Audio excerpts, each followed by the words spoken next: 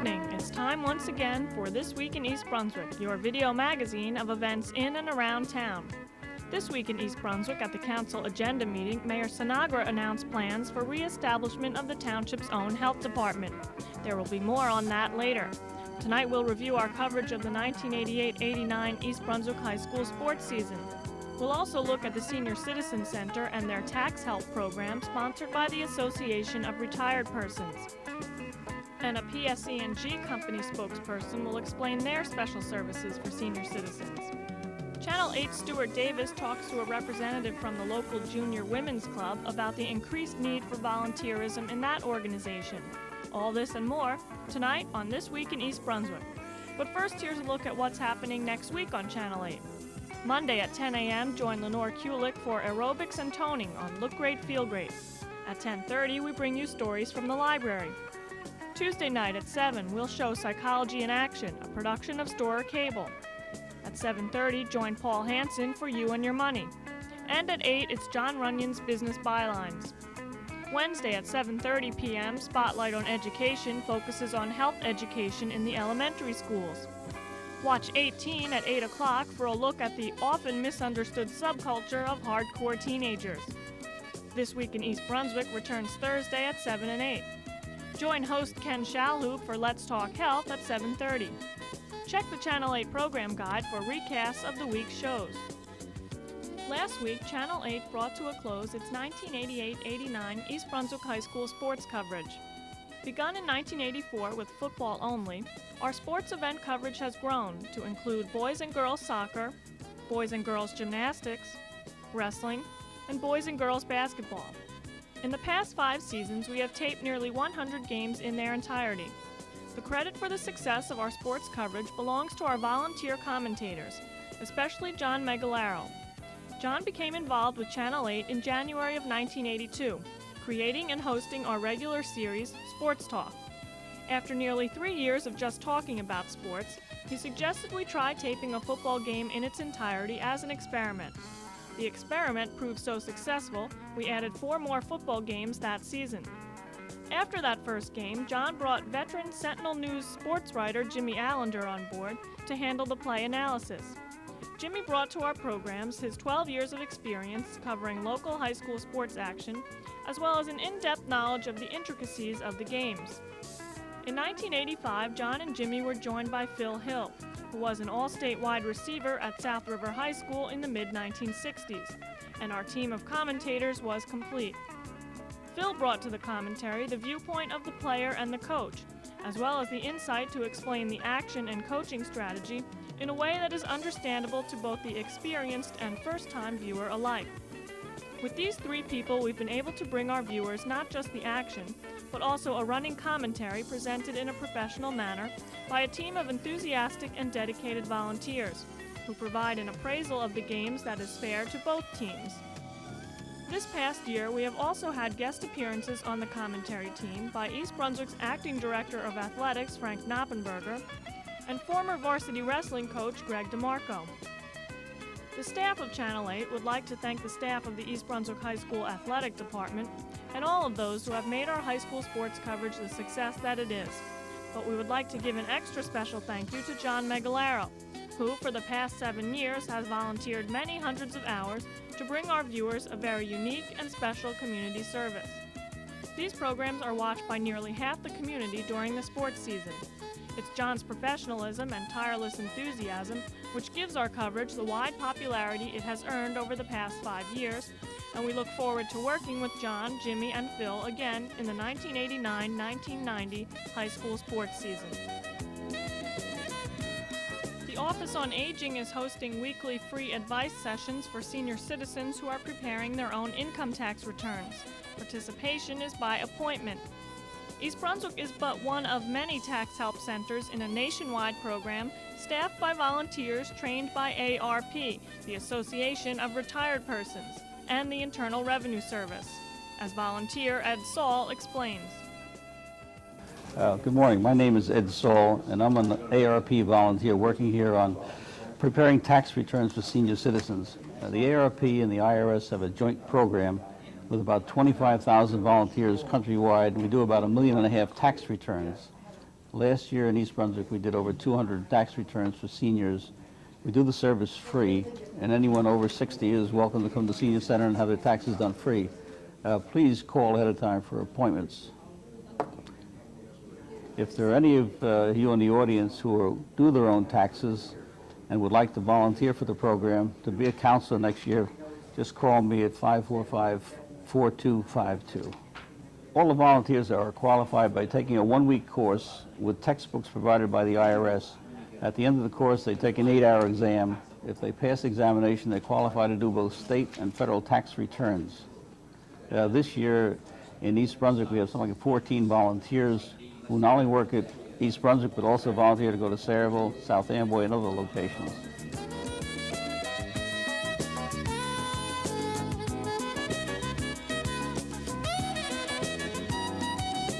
Hi, I'm Stuart Davis for This Week in East Brunswick, and with me today is Connie Pusillo, the president of the Junior Women's Club of the Greater Brunswick area. Connie, could you tell me what your organization is all about? Okay, the Junior Women's Club is a service organization. We cover the surrounding communities of East Brunswick, South Brunswick, North Brunswick, Spotswood, New Brunswick. And basically, we do service and we raise funds to donate to different organizations. How is the Juniors Women Group different than the regular women's organization? The Junior Women's Club is another division of the New Jersey State Federation of Women's Clubs. And it is for women between the ages of 18 and 35. And it's just a younger version of the Women's Club. Mm-hmm. Now, you said you raise money. What types of organizations have you raised money for? Okay, we've raised money for Raritan Valley Unit for Retarded Citizens. We've had a fashion show for them for 19 years. And that's an ongoing project that we raise money for them every year. Mm-hmm. We have, in the past, raised money for the American Heart Association, the Cancer Society, different organizations like that. Mm-hmm. And what are some of your upcoming events that you're currently working on? Our next big event is our 50s dance, which will be in March, and we're raising money for the brain-injured children. We're having it at the Elks Club, and the money that we raise will go to that organization. Mm-hmm. And is that, can people still go to that, or? Well, unfortunately, there are no more tickets available, but hopefully it will be a big success, but there are none left at this moment. Right. And as far as your organization, how do you see it going as far as the future, or what do you hope to see, where do you hope to see the Women's Club go, the Junior Women's Club go? Well, we hope, it's been in existence for 55 years, this particular club, and we hope to see it continue. Unfortunately, volunteerism today is way down, with women going back to work and not having as much time available to donate. What we're hoping to do is to attract new members who have moved into the area, who are looking to get involved in a very worthwhile organization. Right. And besides the satisfaction you must get from donating your time to charity organizations, what are some of the other reasons that you found it's good to join?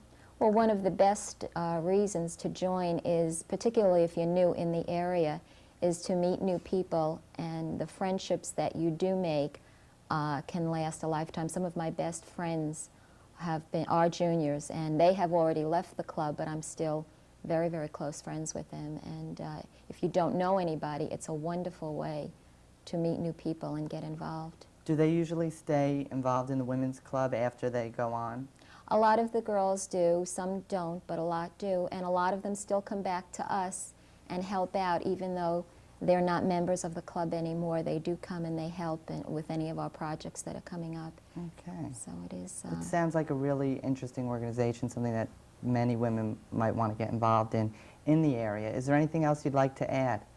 No, just that we don't only raise money, we do also service projects. I know a lot of women may not like to constantly raise money, but we do a lot of service, hands-on projects. We work with children, we work in the hospitals, we've done Meals on Wheels, and right now we're working with a homeless shelter in New Brunswick. We've done a lot of work with them and have different things going on with them right now. So we do, it's not just fundraising, it's also service. Okay. So it's a very satisfying feeling that you get helping. Right.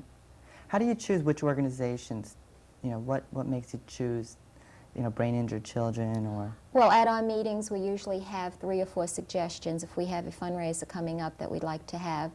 And we take these recommendations and approach the membership, and we vote on who they would like to raise the money for.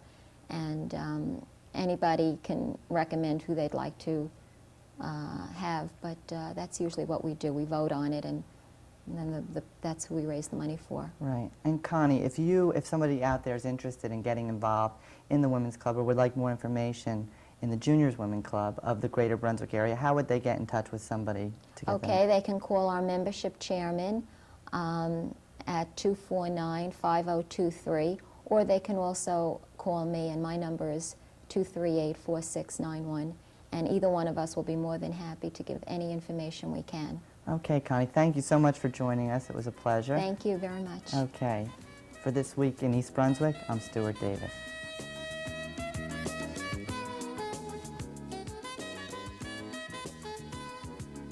My name is Joe Simpkins. I'm a customer outreach representative from Public Service Electric and Gas Company in East Brunswick. One of our main objectives is to keep our customers informed on a variety of subjects.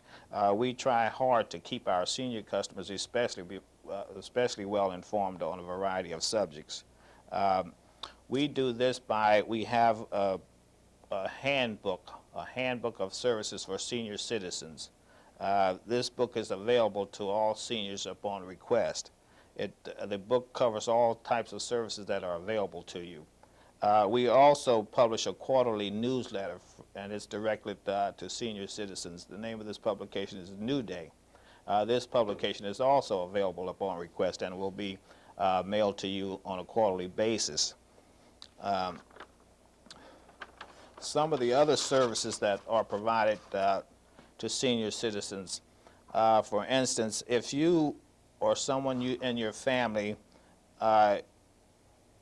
has to use life-supporting equipment, such as iron lung or respirator or kidney machines, if you have any of these kind of equipments, we should know about this. But first of all, if you're using this type of equipment, you should also be prepared in case of an emergency. You should have a backup system. Of course, if we at Public Service know that you are using this equipment, we will give your service request top priority. That is, in case of a power failure, we will make sure that your service is one of the first to be restored. But you will have to let us know if you're using this equipment. Now, another service that is available is the budget plan. This plan provides for equal monthly payments. Spread over a 12-month period, and it will assure you that you pay the same amount each month on your utility bill. Another type service, we have the third-party notification service. Now, this service is available to some customers who might not feel capable or just do not want to handle their own business, so that if there's a problem with the service, a notice is mailed to a third party. To find out more about these services and other services, you may call our number, and that number is 247-7000. That is 247-7000 for more information or for any of these booklets that I've mentioned. Thank you very much.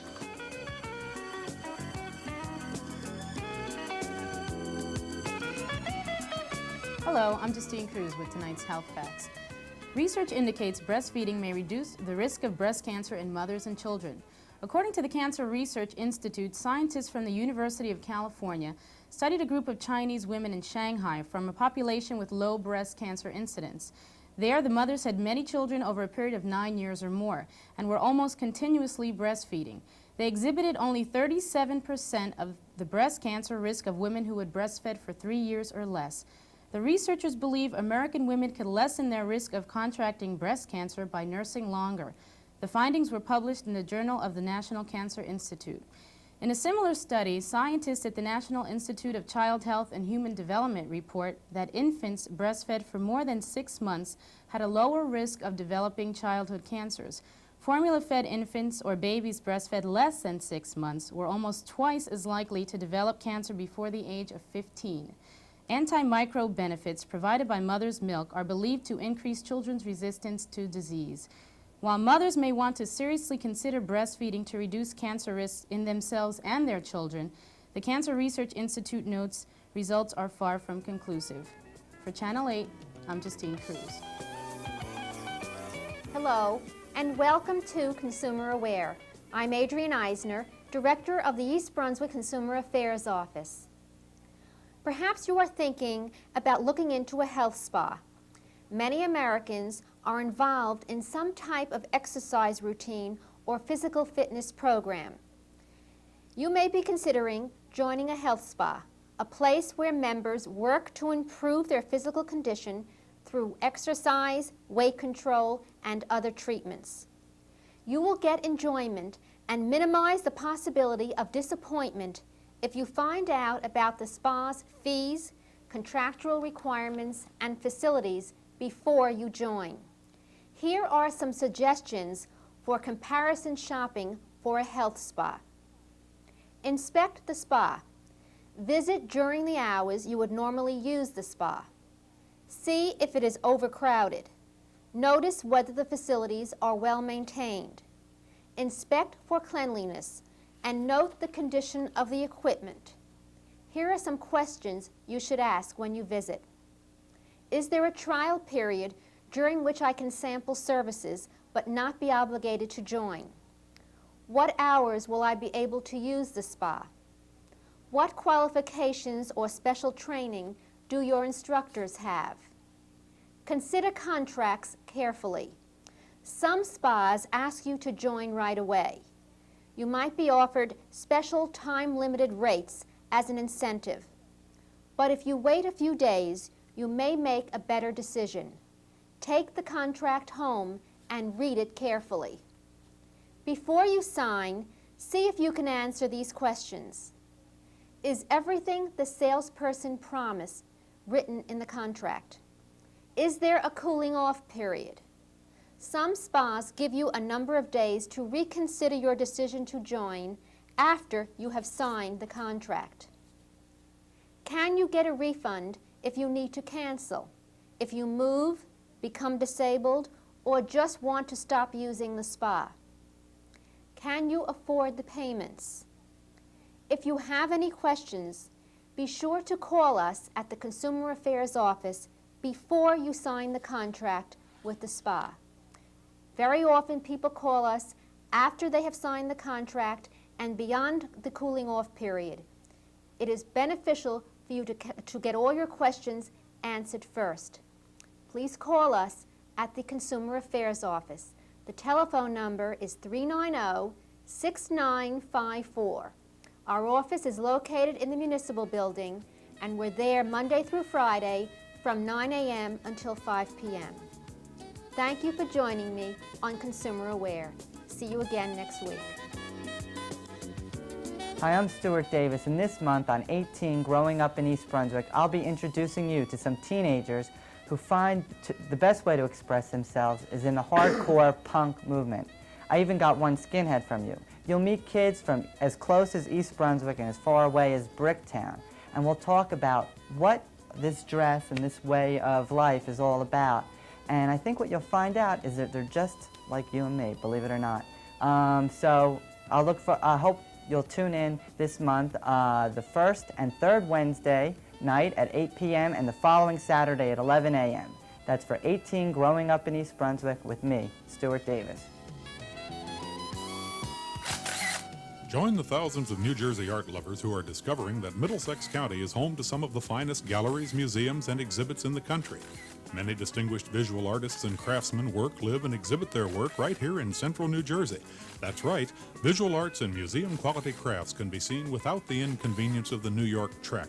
For information on the museums, arts organizations, or current exhibits near you, call the Middlesex County Cultural and Heritage Commission at 745-4489. Mayor Jack Sinagra has announced plans for the reestablishment of the township's own health department in the year 1990. This announcement came at Tuesday night's council agenda session. After 10 years of utilizing the services of the Middlesex County Health Department, the mayor decided that a change is necessary and had this to say. I'm no longer satisfied with the services that the county is providing in East Brunswick. I'm uncomfortable with them, and I will, with your approval, in next year's budget, include full funding for our own health department, with the understanding that this year there's a lot of work that has to be done before that takes place. We're going to review all the fees that I think presently Judith Lebline's doing a report for me on fees that we can charge to defray the cost. Apparently the cost, according to the memo that's attached here, our present costs are $88,015. Option one, some sort of combination of creation, is $194,000, but that's without raising any fees or doing any other things. But I am willing to put that in the budget. I will advise the Advisory Health Council to start gearing up, because they used to have a very active role when we had our own health department. They were the overseers of the health department. So again, that commission or that board would have to take a very active... With the help of the council, the mayor wants to review his plan during the year to prepare for staffing and facility needs and to investigate the cost involved. He also plans to raise fees to offset the expense in the hopes of alleviating any pressure on taxpayers. The council seemed to be in favor of the proposal, in particular Council President Joseph Hudak, who is hopeful for a health department director with an interest in the environment. The council also discussed the renaming of Old Riders Lane, the portion of roadway from Cranberry Road to Civic Center Drive. The road, actually a continuation of Ruse Lane, would also be called Ruse Lane, thus causing less confusion to motorists. The name change would affect 7 property owners who recently received their new addresses in a letter sent to their homes. Although Councilman Irving Sporn sympathized with the homeowners for any inconvenience this may cause, he thinks the name change was necessary. Councilman Bill Kirk suggested that Township Attorney Bertram Bush prepare a list of items for those affected, so as to make for a smooth transition. Mr. Bush agreed that this would be helpful and said he would follow up with a list. The council is also in the process of reviewing the township's financial disclosure statement for elected officials and individuals holding certain positions within the administration.